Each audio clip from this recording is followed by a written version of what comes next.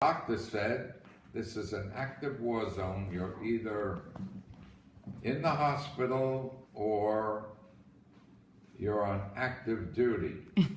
I said, well, I elect to go to the hospital. When is the next ship leaving to go back to the States?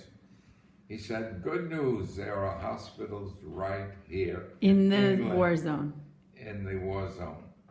So I went into the hospital. I had a hernia operation, and an interesting thing happened to me. I discovered in the hospital, all of the other wounded people were fellows pilots and crew of the 8th Air Force, which was based in England and flying over Europe, bombing Europe.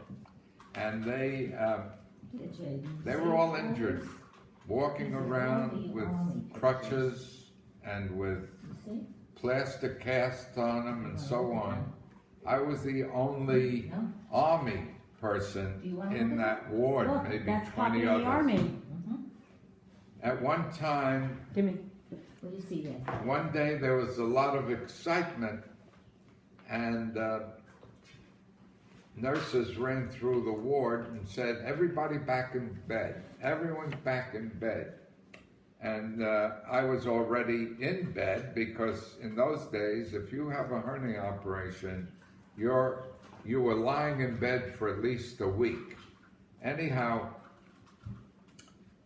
during that time, when everybody got back in bed, there was a flurry, big excitement, and coming through the portal, the door into this ward, was an Army general and his whole entourage.